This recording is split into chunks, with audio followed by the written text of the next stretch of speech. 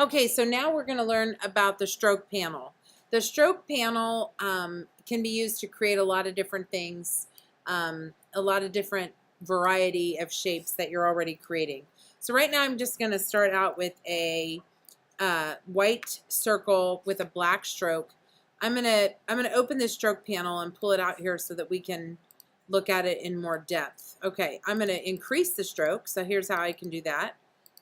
Increase and decrease the weight of the stroke. We have the ability to round the caps or to keep them boxed off, round the corners or to keep it squared off, have the stroke be inside or outside of the shape or even on the center of the line. It's on center of the line by default. And then we have the ability to make it be a dashed stroke, so like a dotted. And when dashed is selected, I like to choose the one that says align dashes to corners and paths ends adjusting lengths to fit. That's just my preference because sometimes if we're using a geometric shape, this one can look strange. So I always pick that one. We could leave the dash to 0 and the gap to 20, which would be the space inside of them, which could be interesting looking. And we are not getting, our weight is not changing there. Let's play around with this. So there you can kind of see, oh, I know why that wouldn't change. I have to have, if I'm going to create dots, I have to have this rounded and rounded. So let's say we take this back to 0 and this is at 20 and let's put our weight at 20 so we can put those the same.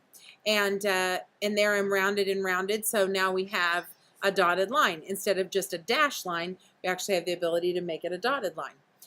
If I decrease this, it would increase the distance between them, so it looks like they're stacked on top of each other. So really the bigger the number here, the fewer the dots that we have in across the stroke.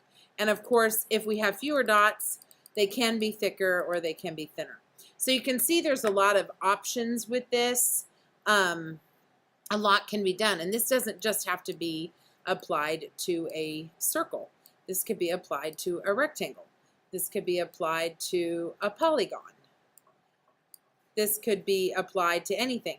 Here's an example though of where this is not a good option and that is a better option.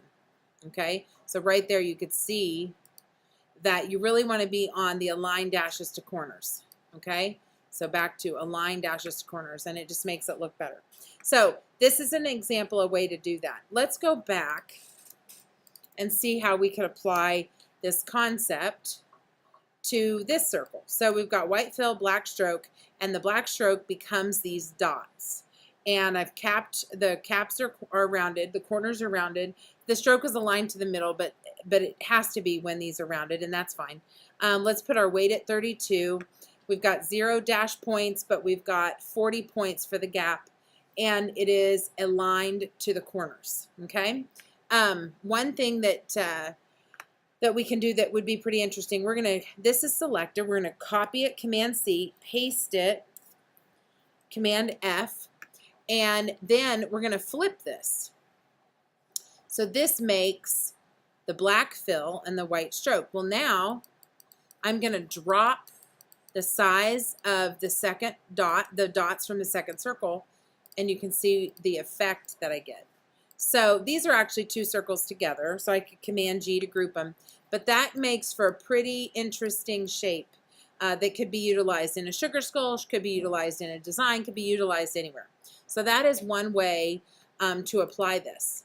Okay, now let's talk about applying this to just simple lines and not shapes.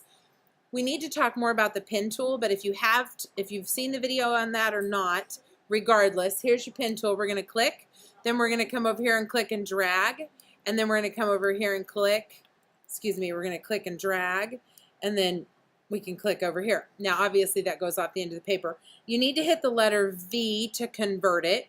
Now we don't want this kind of a look. We need to get rid of the fill, and currently it has a white stroke. We can add the stroke, no fill, black stroke. And then let's go back to our panel, and let's go back to this whole dash line thing. So let's make, now again, these has to be rounded and rounded to get those dots. So here's something that we can do, and we can make lines that do this. So anything that we create, we can have the stroke have this effect. Now, one thing that is really interesting is if you then go down to profile. And under profile, there's these different options. Now, this is the type of line that you're creating. So thin, then thick, then thin, thin, thick, thin, thick, thin, and you can see the variations here. So what happens if I go there?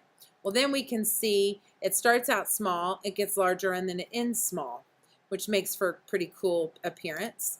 What if I use something like that? Small, then thick, then small, but not uniformly so. And what about that?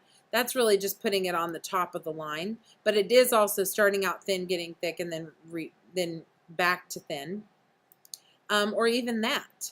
Okay, so let's apply that. Let's look at the profile for even if it's not a dotted line. What if I wanted?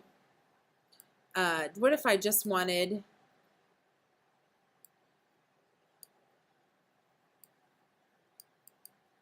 I'm hitting V to end the line. What if I just wanted, what if I didn't want it to be dotted? What if that's my line?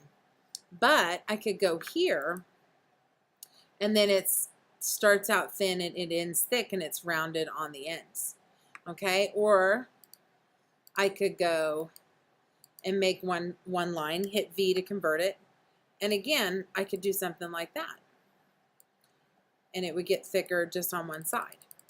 Okay, what if, let's get rid of all of these. What if I used the underline segment, the spiral tool, and what if that was thick to thin? And what if I wanted the thick here and the thin here? I just flip it. So see, the flip along is what that means. Okay, what if I wanted to go back to dashed, and I wanted it to do that, and I wanted it to be like that, and what if I wanted it to be like that? So the varieties here, the possibilities here are endless with the profile, with the dotted or dashed lines, with the thickness of the stroke, the caps, the corners, the alignment. There's just so many things that can be created here. So you can see how this could make for an interesting design. So the use of the pen tool,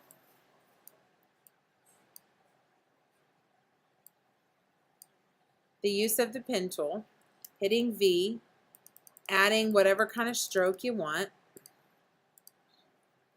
Could be dotted lines, could be dashed lines, doesn't have to be. That creates a real pen looking end to that, like it was a calligraphy type pen. Or if you're using shapes, again, lots of options here. So you need to explore the stroke panel for your next assignment, and it certainly would be a good thing to apply in your sugar skull design. So I hope you've enjoyed this information, and again, this is all about the stroke panel. Thank you.